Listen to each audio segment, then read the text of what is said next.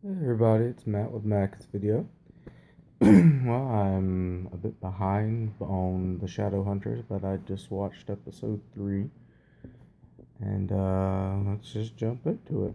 Um, we start the episode off um, with Clary being pissed at the Shadowhunters for letting Simon get caught by the vampires. Welp. So we have to get him out. And at the same time that they're formulating their plan of getting him out, we see Simon is in the vampire's lair. The vampires are led by Camille and Raphael. And Camille is an old vampire. Um, and Raphael is her second in command. Well, um, Camille, puts her charms on Simon and whatnot. Um, but anyway, back to the Shadowhunters. They have to go and find a way to secretly get weapons to be able to invade the vampire's lair. And they go to a cemetery, because all the ancient religions all believed in demons. So they all had hidden caches in their religious institutions for demon hunting. So they go to a grave of a former servant of the Shadowhunters, and there's a weapons cache in the grave. So they do that and this, and Jace and Clary have this sweet, intimate moment while he trains her how to use a Shadowhunter sword. And Alec is, well, the just the rude person he is most of the time. But Clary figures out that Alec and Jace are parabatai, which means they're bound to each other. And it's essentially one of those, if one of them were to die, then the other one would only be half alive at the end of it. So that's happening, and Izzy goes off to see her. They're fairies in the book, and I can't remember what they called them in the show, some weird word, but we're going to call them the fair folk. The fair folk consist of fairies, elves, imps, and anything that's half angel, half demon. So the thing with the fair folk, though, is they can't lie. They're good at evading the truth, but they can't lie.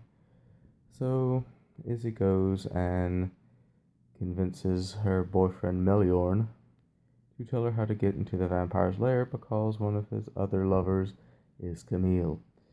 So, while she's doing that, Alec has to go get a bow because he's picky. I mean, I guess you need long range support in a tight fit, combat that will be at this hotel. But hey, who am I? Um, so everything, is working out. Um, Clary and Jace go and steal a vampire's motorcycle, because why not? Um, and you get to see Jace be jealous, which is funny. So they eventually get into the hotel. Alec and Izzy are the distraction, and Jace and Clary get in. Clary kills a vampire, and proves that she is a true shadow hunter. And eventually they get to Simon. Camille has escaped. Raphael is holding a knife to Simon's throat. And eventually, though, he lets Simon go and the rest of them go. You know, he has his own motives. But anyway, yeah, that's essentially the episode in a nutshell. Like I said, overall though, it does this episode doesn't really answer much. It's more of a resolution episode, resolve the problems that happened in the last episode of Simon being kidnapped. You don't learn too much through the episode. You meet a fair folk. You meet the vampires. You see how they work. And you get a little bit of an insight into the Shadowhunters' ancient past. Um, some things that could come of this episode. Simon did get bit by a vampire, and he drank a Bloody Mary. So he could turn into a vampire. Like I said, I'm doing this all from the aspect acting as though I've never read the books. Take that as you will. But so he could turn into a vampire. That would incorporate him into the shadow world. That he's the only mundane out of everybody anymore, so who knows? Um, it also, so yeah, not much happened in this episode really. It was kind of a slower paced episode, so not much to talk on. So that's all for this episode, guys. I hope you enjoyed it. And I'll see you on the next video.